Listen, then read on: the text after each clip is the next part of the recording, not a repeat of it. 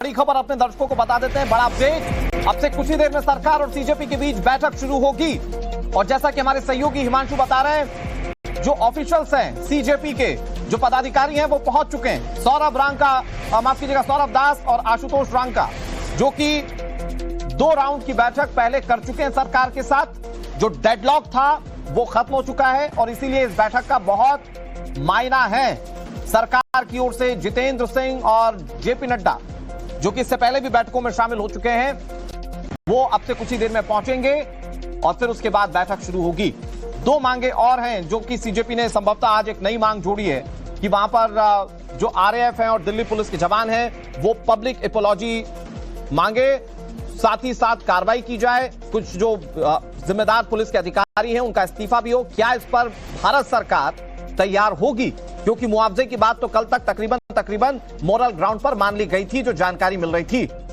और अब कुछ मांगों के साथ सीजेपी के आशुतोष रांका, सौरभ दास वहां पर पहुंच रहे हैं और बैठक अब से कुछ ही देर में शुरू होगी। हिमांशु हमारे सहयोगी कॉन्स्टिट्यूशन क्लब से लगातार जुड़े हुए हैं, उनका रुख करें। ये तस्वीर भी आप देख लीजिए, बाबा साहेब की तस्वीर के साथ अभिजीत दीप के आपको ये प्रदर्शन करते हुए, जश्न मनाते हुए दिख रहे हैं। और ये जाहिर बात है क्योंकि इन्होंने एक लंबी लड़ाई लड़ी, 1 महीने से ज्यादा तक यहां पर प्रोटेस्ट किया और उसके बाद ये आज मौका जब धर्मेंद्र प्रधान इस्तीफा दे चुके हैं।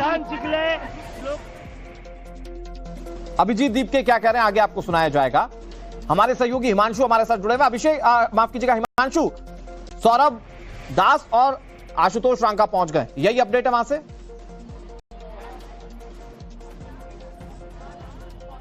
बिल्कुल, अभी तक का अपडेट यही है कि सौरभ दास और आशुतोष रांका यहां पर पहुंच चुके हैं। वही 2 दिन से लगातार 3 दौर की जो वार्ता हुई थी सरकार के और सीजेपी के बीच में, वही दोनों उपस्थित रहे हैं। और आज एक बार फिर से जो कहा जा रहा था कि आज लगभग 3:30-4 बजे के आसपास की बैठक होगी, 3:30 बज रहे हैं और वो दोनों यहां पर उपस्थित हो चुके हैं। कुछ देर में सामने की तरफ से हम तस्वीर दिखाएंगे जब जेपी नड्डा और जितेंद्र सिंह जो है सरकार की तरफ से यहां पर बातचीत करने के लिए आएंगे। अब बातचीत में क्या कुछ होता है वो सबसे दिलचस्प होगा, क्योंकि ये जो बातचीत अब चौथे दौर की जो बातचीत यहां पर होने वाली है, उसके पहले धर्मेंद्र प्रधान का इस्तीफा ऑलरेडी हो चुका है। धर्मेंद्र प्रधान ने जो नीट एग्जाम लीक होने के बाद में पेपर्स लीक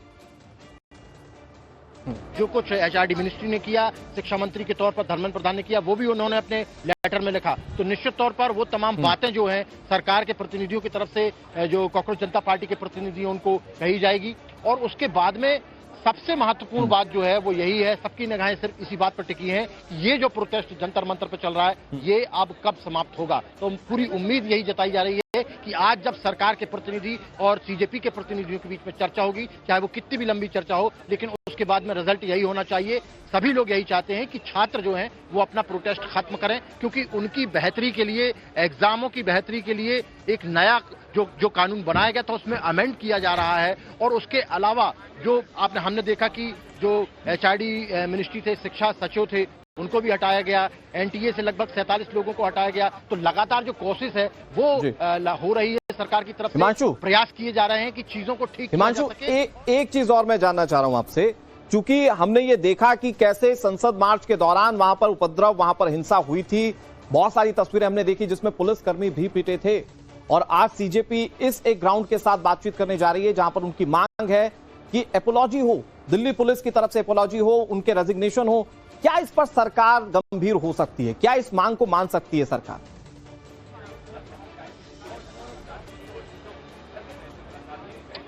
देखिए, सरकार की तरफ से निश्चित तौर पर यह बात रखी जाएगी सामने कि देखिए, आप जब छात्र लोग प्रोटेस्ट कर रहे थे तब उस प्रोटेस्ट में क्रिमिनल्स आ रहे थे। उन क्रिमिनल का डाटा भी हो सकता है सरकार की तरफ से सीजेपी के प्रतिनिधियों को दिया जाए और ये भी बताया जाए कि देखिए, आपका प्रोटेस्ट जायज था, जायज है, जायज रहेगा, लेकिन आपके प्रोटेस्ट में यदि ऐसे लोग आ जाएं जिससे कि आपके प्रोटेस्ट को हाईजैक कर लिया जाए और वो प्रोटेस्ट की जगह एक कहना चाहिए कि एक दंगा जैसी स्थिति पैदा हो जाए वहां पर, उसको आप किस तरीके से जायज ठहराएंगे? तो ये कांग्रेस जनता पार्टी के प्रतिनिधियों को भी समझने की आवश्यकता है कि यदि उनके प्रोटेस्ट में क्रिमिनल आ रहे हैं तो या तो वो खुद ही उनको दूर रखें, सिर्फ छात्र वहां पर रहें, या तो फिर अब चूंकि मांगे मान ली गई हैं तो फिर ये प्रोटेस्ट खत्म किया जाए। बाकी की जो मांगों में सैद्धांतिक सहमति बनी है उसको लिखित तौर पर लिया जाए और प्रोटेस्ट खत्म किया जाए।